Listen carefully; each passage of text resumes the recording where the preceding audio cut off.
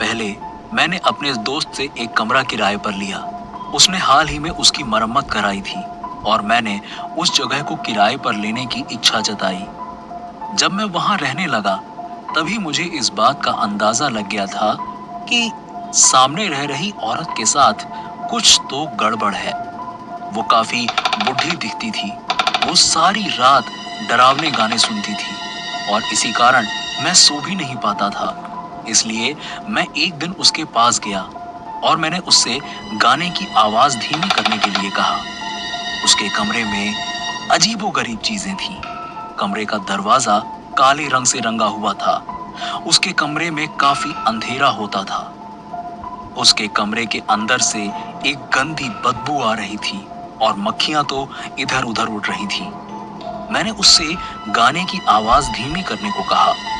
वो थोड़ी देर तक तो मुझे देखती रही और फिर दरवाजा बंद कर दिया। उसने गाने की आवाज और ज्यादा बढ़ा दी। अगले दिन मेरी गर्लफ्रेंड मेरे साथ रुकने आई।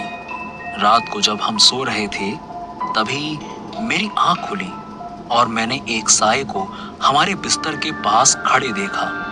मुझे लगा कि वो सिर्फ मेरा भ्रम होगा, लेकिन तभी उस साये ने बात करनी शुरू कर दी। वो मेरी वही बुढ़ी पड़ोसी थी और उसने अपने हाथ में कुछ पकड़ रखा था। मुझे कोई अंदाजा नहीं था कि वो मेरे कमरे में कैसे आई होगी। तुम्हें अपना दरवाजा बंद रखना चाहिए, ये बोलते हुए वो चली गई। अगली सुबह मैंने किसी को मेरी खिड़की के पास आवाज करते देखा। वो फिर से मेरी पड़ोसी ही थी।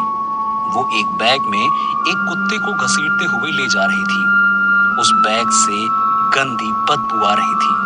वो औरत सच में पागल थी। एक दूसरे पड़ोसी के पास में गया और मैंने उससे पूछा कि ये सब क्या हो रहा है। वो भी काफी डरा हुआ था।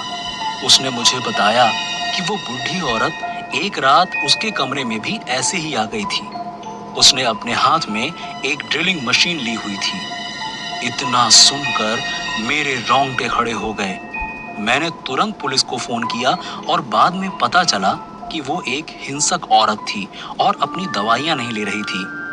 पुलिस ने हमें बोला कि वो उसे तभी पकड़ सकते हैं जब वो अपने कमरे से बाहर हो।